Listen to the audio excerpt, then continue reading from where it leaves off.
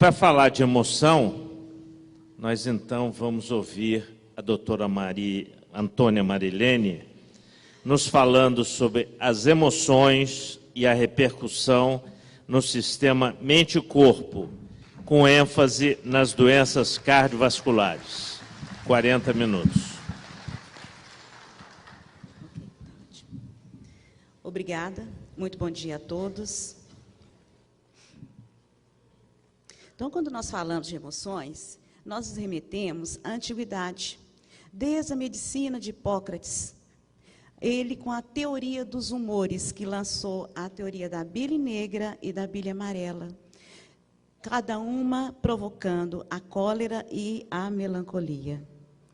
E também nos evocamos a uma ciência mais antiga ainda, a medicina tradicional chinesa, na qual dá um valor muito importante às emoções. Seguindo ao ponto que, no Tratado de Medicina Tradicional Chinesa de Neijing, diz que é um erro grave o médico ignorar as condições emocionais do seu paciente. E nós temos na medicina chinesa não uma estratificação, como na medicina tradicional, organicista, de órgãos, mas de sistemas. E esses sistemas regulados por condições ambientais, climáticas e principalmente emocionais. Temos o coração na medicina chinesa tido como o regente. E aí nós lembramos até da apresentação do nosso colega Borba, que ele falava, né, que aquele primeira celulinha pulsando lá na 7ª semana. Então, o coração é tido como grande monarca e ele estabelece toda uma conexão com o corpo e com a mente. E pela medicina tradicional chinesa, o coração, que é chamado de Qin, ele abrigaria a mente. Os estados da mente se refletiriam automaticamente no coração. Ali nós temos essa mente aberta e a conexão com a fala. O Qin, ele tem um broto que é a língua. Então, o nosso falar, o nosso proceder, ele vai de acordo com o que está impregnado em nosso coração. Quando nós passamos para a parte analítica, né, da nossa medicina atual, com a organização da fisiologia das emoções, nós temos aqui o nosso cérebro. E temos um conhecimento do nosso cérebro, de acordo com o Dr. MacLean, na década de 70, que foi apresentado pelo nosso André Luiz no livro No Mundo Maior, muitas décadas antes, colocando no capítulo Estudando o Cérebro e a Casa Mental, Calderaro expõe a sua tese dos 3 andares do cérebro, que corresponde ao cérebro reptiliano, ao cérebro límbico e ao neocórtex. Cada um desses andares, desses estágios cerebrais, coordenando uma determinada atividade importante para a nossa vida de relação. Então, nós temos aqui no cérebro reptiliano o tronco encefálico. No tronco encefálico está o quê? A organização da vida. Ali está localizado o nosso centro respiratório, o nosso centro vasomotor, que faz toda a coordenação dos nossos batimentos cardíacos. E temos o sistema límbico, que é o sistema que coordena as nossas emoções. Ali está o tálamo, ali está o hipotálamo, ali está a hipófise.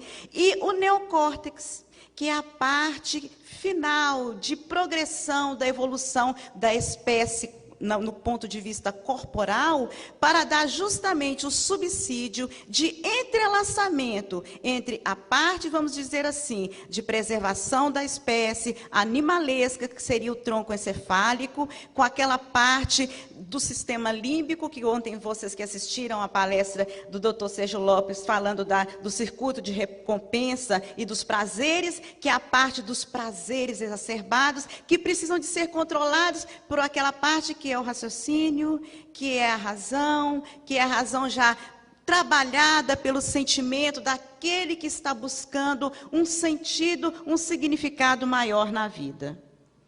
Então, nós temos no sistema nervoso central o local de processamento emocional.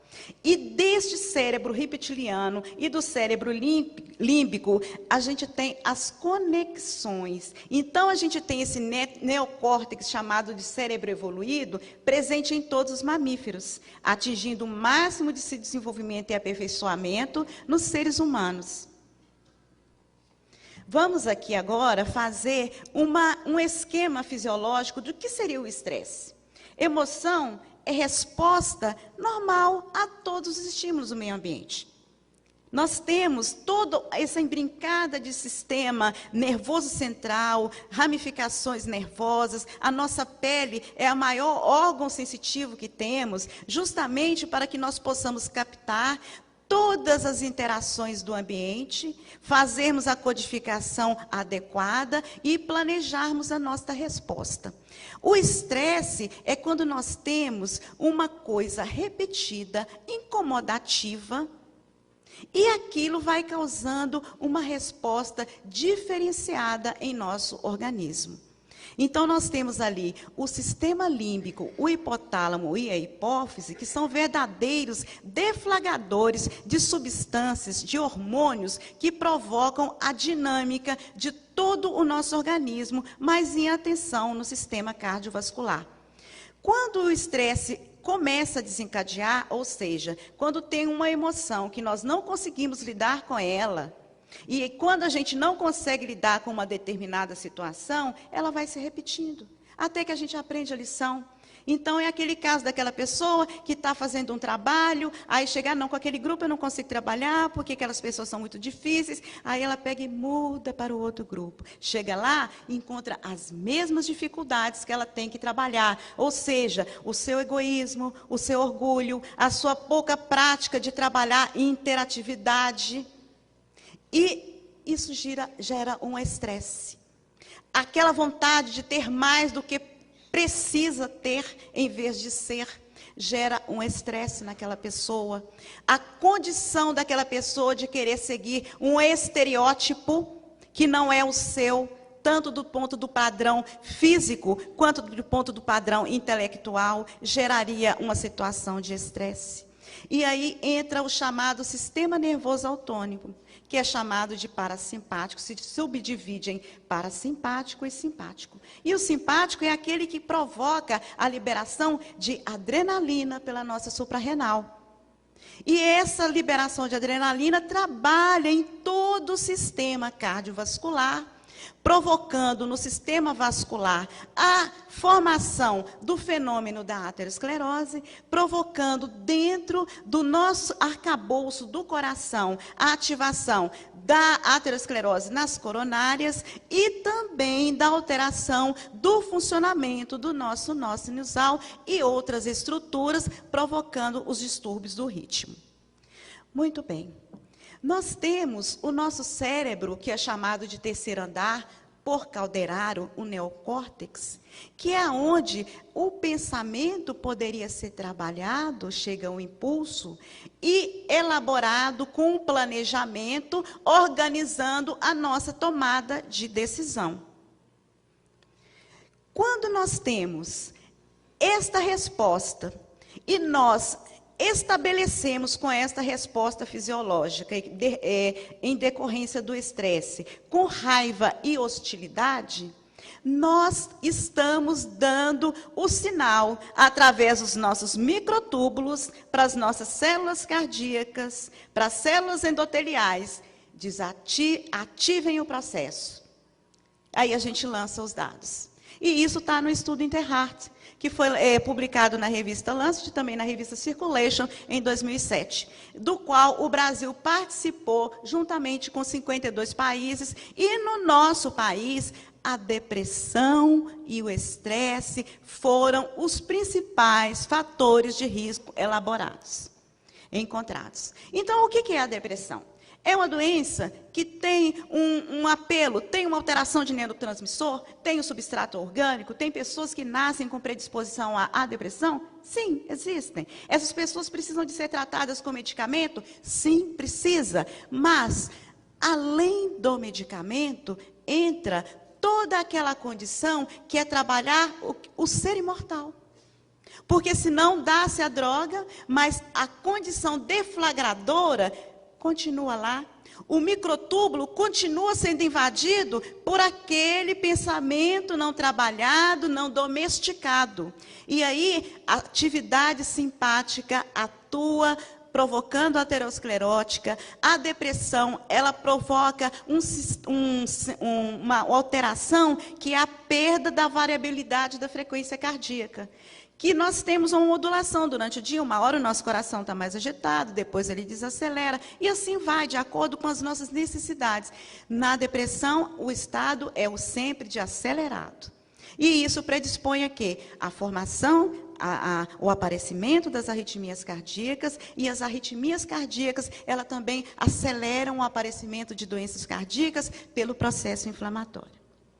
Então, nessa fisiologia das emoções, com relação à depressão, nós temos o quê? A raiva e irritabilidade. Então, não basta ser depressivo. Se o depressivo, ele é raivoso, ele é rancoroso, ele é irritado, ele, por isto só, já dá aquela ordem mental às suas celulinhas de que o metabolismo do colesterol, do meu colesterol, vai ser aumentando o LDL, que é o colesterol ruim, e diminuindo o HDL, que é o colesterol bom. Não adianta tomar estatina. Não adianta fazer atividade física, porque eu estou dando uma ordem para o meu organismo de que eu quero que aconteça daquela maneira. Então, por isso, nós temos casos de pessoas sem nenhum fator de risco, teoricamente, para a doença cardiovascular, daqueles preconizados pela ciência atual, que têm atividade física, são atletas, não fumam, não ingerem bebida alcoólica, mas desenvolvem uma doença cardíaca grave e, muitas vezes, de difícil controle. Nós temos aqui, novamente, vou citar o Bruce Lipton, que é impossível se falar de toda essa conexão mente-corpo sem citar esse cientista, que foi praticamente execrado do meio acadêmico, porque ele começou a fazer essas pesquisas. Então, ele tem nesse livro Biologia da Crença a citação de um trabalho muito interessante que ele fez com clonagem de células endoteliais. Nós temos a parede vascular e ali, forrando a parede vascular, nós temos as chamadas células endoteliais. Tudo que se nos acontece é devido ao endotélio. Endotélio é tudo. E a célula endotelial, ela faz tudo. Ela é super inteligente, essa célula. Por quê?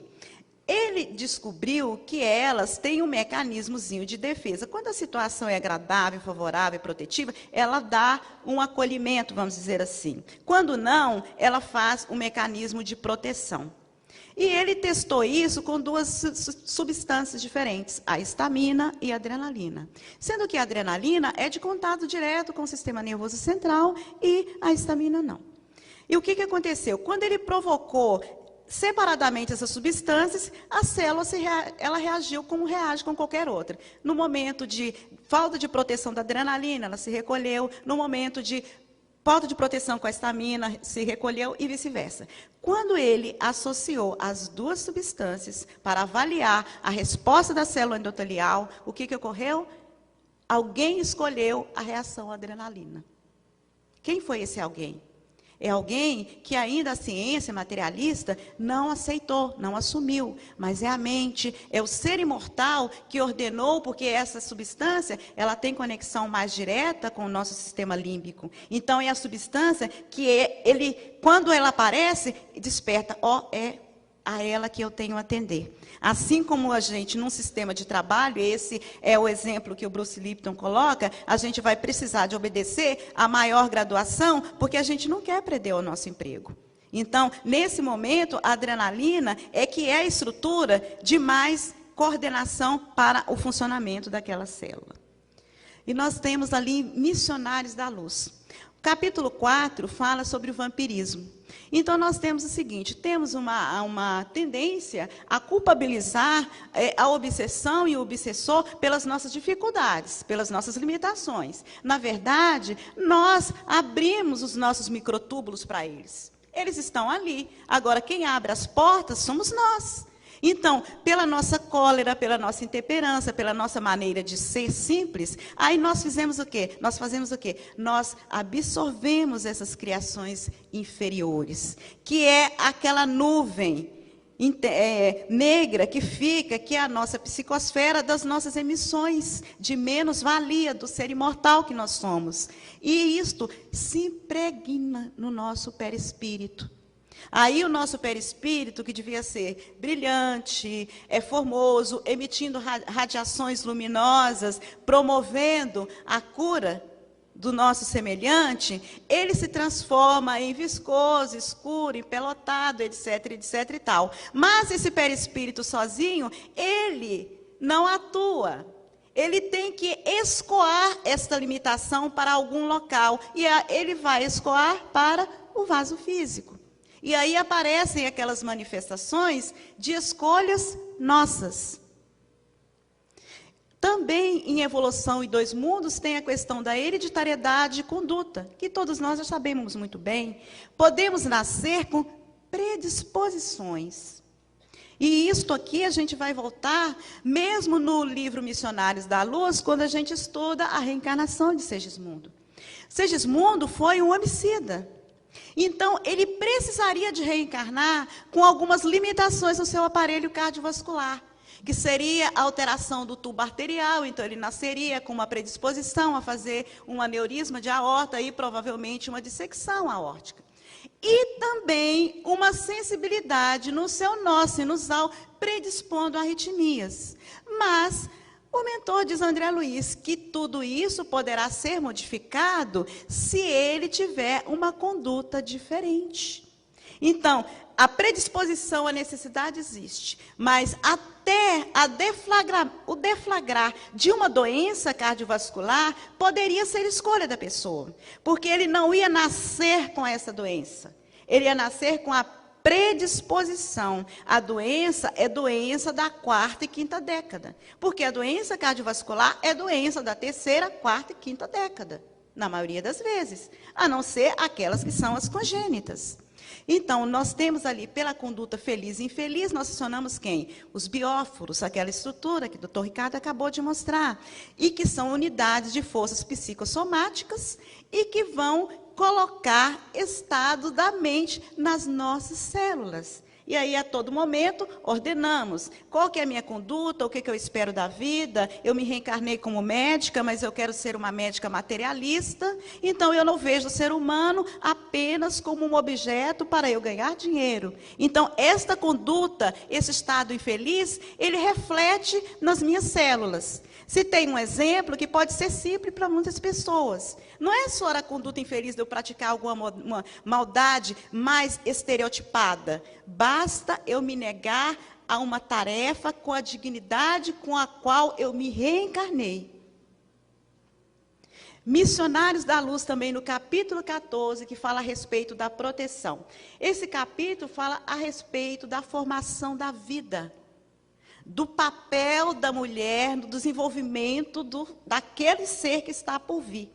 E aí o mentor dá um ensinamento muito interessante, que é a respeito do alimento mental. Nós todos estamos aqui numa atitude de paz, de esperança, de força de fazer o melhor bem. Por quê?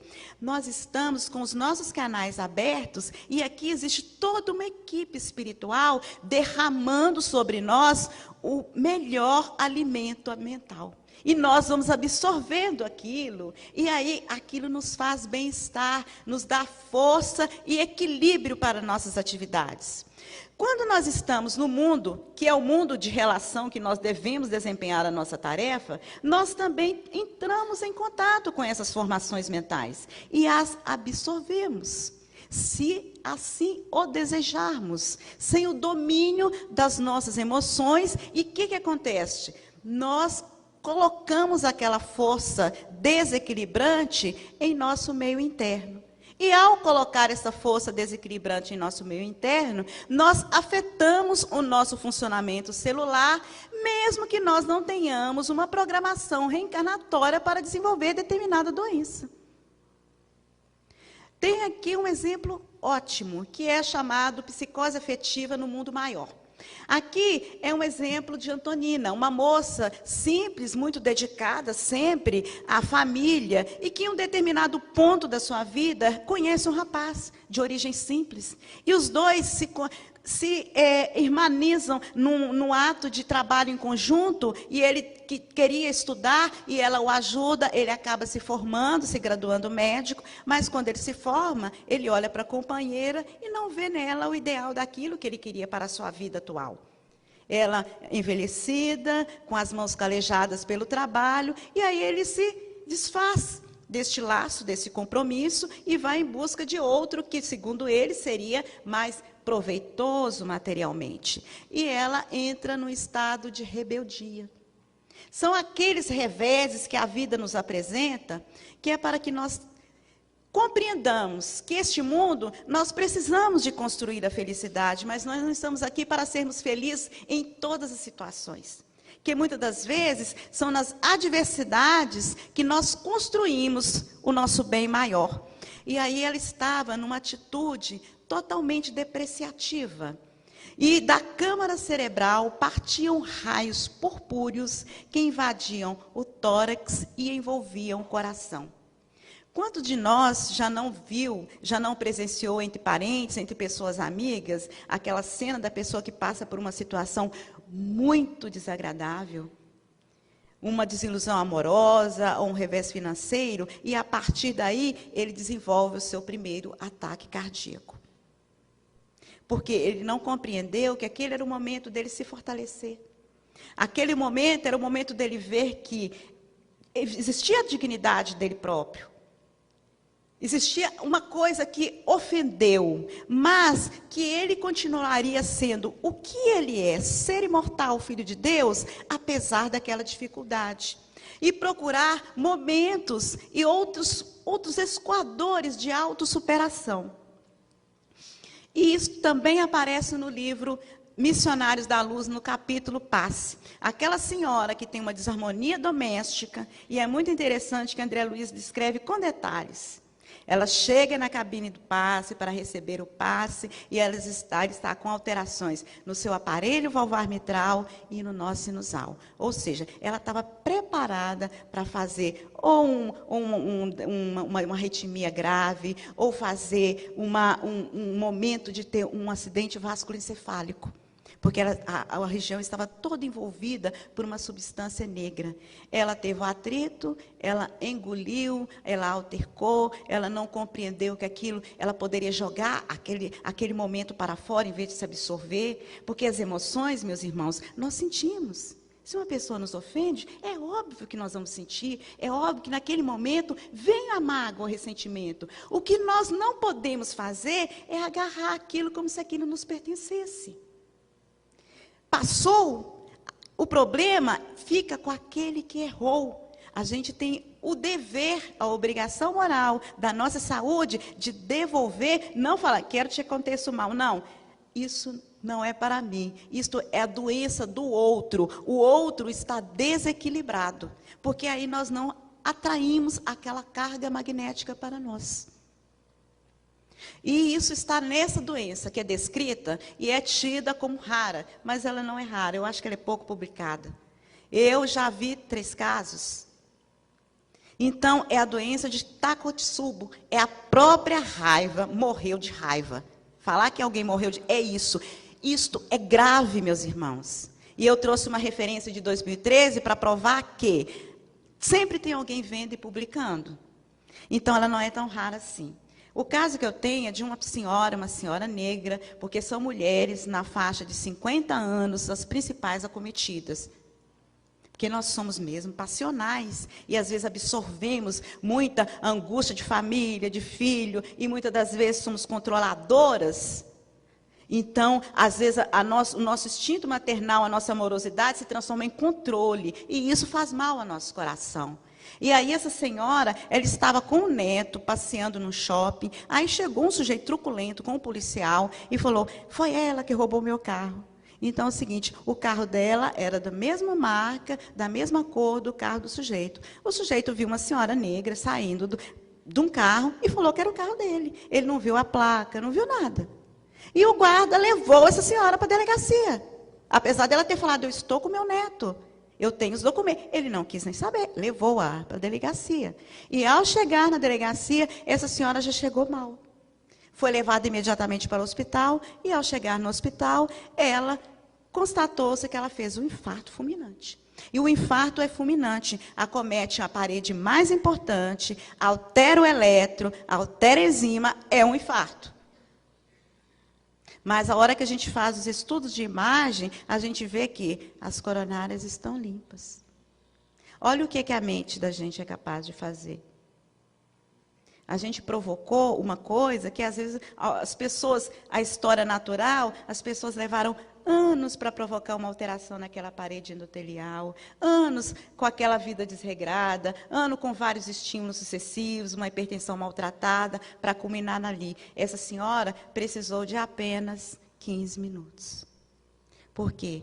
Ela, naquele momento, ela poderia falar assim, não, o senhor está errado, mas eu vou com o senhor calmamente. A rebeldia, a raiva foi tão grande naquele momento que ela ficou hipnotizada pelo ódio. Aqui eu tenho, porque até agora estou falando de emoção e tudo mais, e assim, como é que controla a emoção? Primeiro, a gente não pode impedir de se emocionar, porque existem as emoções boas também. E as emoções boas são aquelas quando a mãe que embala o filho, o nascimento do filho, o nascimento do neto, a formatura do seu filho. São coisas agradáveis quando nós médicos recebemos a nossa graduação. São emoções que fazem parte do nosso crescimento. Mas como a gente pegar as emoções que são as chamadas negativas, que também fazem parte da nossa estrutura, do nosso crescimento, e transformá-las em coisas boas? Isso não é fácil. Isto é um trabalho que nós devemos encetá-lo. E esse trabalho, para ele ser otimizado, nós precisamos de utilizar o quê? O Evangelho de Jesus. Nós que temos esse conhecimento. Aqueles que não têm o conhecimento do Evangelho de Jesus, a gente pega e fala a respeito de um trabalho científico. Porque aí eles vão assimilar melhor. Porque eu tenho pacientes evangélicos, católicos, espíritas, e tem aqueles que falam que são agnósticos. Então, para os agnósticos, a gente tem que falar, olha, existem uns trabalhos mostrando que, se você pensar desta maneira, o seu corpo vai responder melhor. Porque todos nós vivemos no universo cercados de uma força que nós ainda não compreendemos, porque nós somos muito diminutos. Mas é essa força que nos move. Essa força que permitiu que nós estivéssemos aqui agora. E aí a gente vê que a pessoa dá uma paralisada no olhar, como se fosse um segundo que ela fizesse aquela conexão. E aí ele consegue compreender que ele pode fazer aquilo. Então, as emoções positivas, que é esse trabalho da doutora Frederickson, que é interessante colocando que alegria, interesse, contentamento e amor, ela constrói um recurso social. A pessoa tem um maior link afetivo, ela constrói amizades facilmente, ela tem uma melhor adesão ao tratamento. Porque, às vezes, existem espíritas que não aderem ao tratamento. Porque ele acha que a doença é do corpo e que ele fazendo trabalho espiritual, que ele está bem protegido. Ah, eu vou para a mediúnica, eu saio da mediúnica, eu saio ótimo. Não é bem assim. Como que eu vou estar protegido se eu não estou cuidando do corpo, que é a manifestação do meu espírito? Então, nós temos aqui o doutor Benson, esse cardiologista que fundou o Instituto Mente e Corpo no Hospital de Massachusetts. Que ele provou que através da mentalização, da meditação, nós conseguimos reduzir os sintomas de estresse, diminuindo a ansiedade, diminuindo a autocrítica e melhorando as nossas respostas de pressão arterial, de frequência cardíaca, de liberação de hormônios que deflagrariam a liberação de adrenalina no nosso organismo. E aqui eu trouxe a questão da respiração, que ele chama tanta atenção, que a respiração, a gente precisa aprender a respirar bem, para que nós coloquemos a cada dia o nosso alimento mental da melhor qualidade dentro do nosso organismo. E aqui são alguns trabalhos colocando que com a meditação, com as mentalizações, a gente consegue reduzir tanto a frequência cardíaca, não deixar o coração tão acelerado, quanto a produção de cortisol, que seria a liberação de adrenalina. E aqui, do mesmo jeito, fazendo uma comparação entre pessoas que meditavam e que não meditavam, o tanto que se pôde diminuir a frequência cardíaca daqueles que são os meditadores e dos que não são meditadores. E aqui tem um trabalho da doutora Vezum, que eu não poderia deixar de citar. Existem vários trabalhos na literatura americana e inglesa sobre espiritualidade e saúde, mas eu achei melhor prestigiar esse nosso do Brasil, que fala dos aspectos da religiosidade com a prática semanal, que é um fator produtor de doença cardiovascular. Então, aquelas pessoas que têm um link afetivo, que têm uma religiosidade, que é a prática, elas têm esse link afetivo e elas têm menos estresse, desenvolvem hábitos saudáveis, toma sua medicação, aceita a sua doença e, por conseguinte, tem o melhor prognóstico. Aqui são as referências sobre emoções positivas, para a gente saber que é uma coisa muito estudada.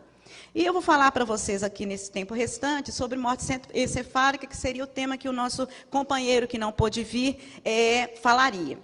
Então, a gente tem esse debate, porque é um tema que está sendo modificado no nosso Código Penal, e é um tema que sempre as pessoas, mesmo no ambiente espírita, têm muita dificuldade de compreender, que é a questão do transplante de órgãos e a morte encefálica. Primeiro, a gente tem que definir que morte cerebral não é a mesma coisa que morte encefálica. Por quê? Morte cerebral, ela não vai compreender a estrutura troncoencefálica, que eu já falei no começo da apresentação, que é a estrutura da vida. Então, às vezes, a pessoa está em morte cerebral, mas o tronco encefálico está funcionando, então ela não seria candidata ao transplante.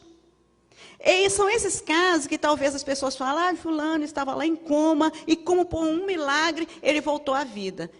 Coma é uma coisa, morte cefálica é outra.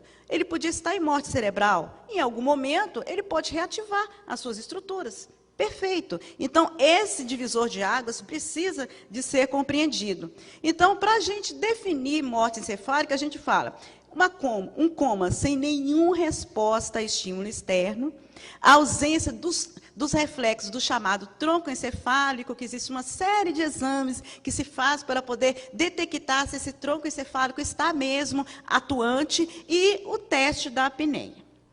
Pois muito que bem. Para que esse protocolo de morte encefálica ele se inicie lá no CTI, o médico intensivista vai definir isto, é necessário que ele siga todos esses atributos. E esses atributos de avaliar se o paciente é candidato ou não, se ele foi uma intoxicação que levou aquele quadro, já desclassifica a pessoa para tal, principalmente as pessoas que estão ali, elas são candidatas ao transplante, serão jovens que tiveram morte violenta. E é isso que gera toda a dificuldade para o meio espírita. Aqui trouxe essa foto, que é de Cosme Damião, realizando um transplante, e eu achei bonito trazer, porque tem esses anjos ao redor, mostrando que, aonde quer que nós estivemos realizando os nossos atos, existem os emissários do Senhor para nos auxiliar nas nossas tarefas. Então, o primeiro transplante cardíaco no Brasil foi em 68, sendo que em 67 começou com o Dr. Christian Barnard. E eu trouxe esse caso que está no livro Vozes da Outra Margem, que é a respeito de um transplante que foi realizado em 1984, em Porto Alegre, e esse rapaz, vítima de uma morte violenta, a irmã autorizou, e aí gerou uma certa celeuma na família, a mãe inconformada, que é claro, o filho jovem, e esse filho mandou essa mensagem através de Chico. E ele contou, né, que ele recebeu todo um amparo, que na hora que desligou o seu coração, que ele começou a sentir uma dor, é claro, ele estava repleto de fluido vital, mas que ele foi amparado por uma equipe espiritual e que ele estava muito feliz por ter realizado aquele ato de amor.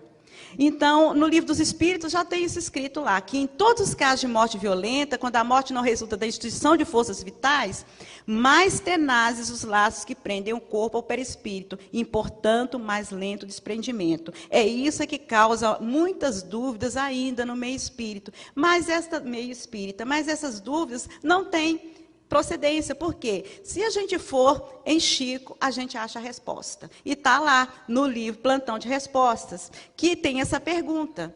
E aí Emmanuel diz que o benefício daqueles que necessitam consiste numa das maiores recompensas para o espírito. Deste modo, a doutrina espírita vê com bons olhos a doação de órgãos, mesmo que a separação entre o espírito e o corpo não se tenha completado. A espiritualidade dispõe de recursos para impedir impressões penosas e sofrimentos aos doadores.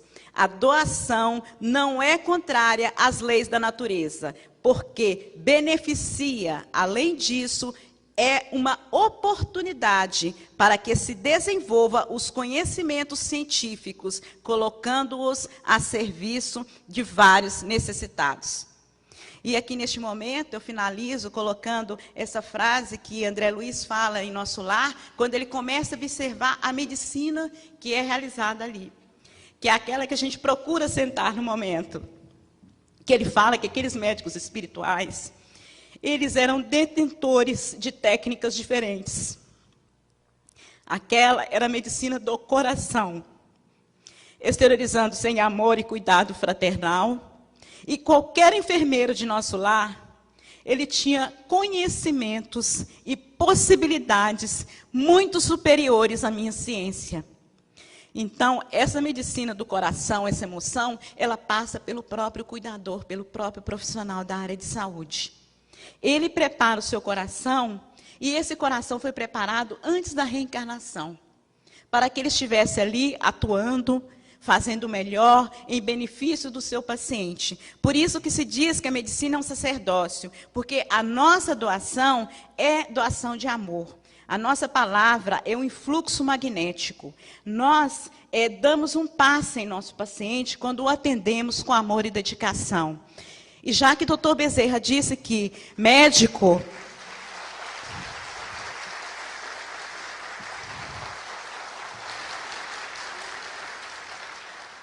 E o doutor Bezerra disse que o médico que não dá passe, ele não entra com o seu diploma no mundo espiritual. Então, eu creio que seja muito nesse sentido, não só do passe, mas desse atendimento, desse acolhimento, deste amor incomensurável que nós devemos exercer para com os nossos pacientes. Porque quando o paciente recebe uma palavra de amor, um consolo, quando ele é compreendido na sua queixa, quando ele não recebe a receita pura e simples, ele consegue aderir melhor ao tratamento. Ele cria um laço afetivo com aquele profissional. E eu gostaria de finalizar agradecendo a todos vocês, a essa comissão, ao Ricardo, que nos favoreceu estarmos aqui, a Deus pela vida, Jesus, que tem as ames no coração, a doutor Bezerra, que é o nosso lume, a Maria de Nazaré,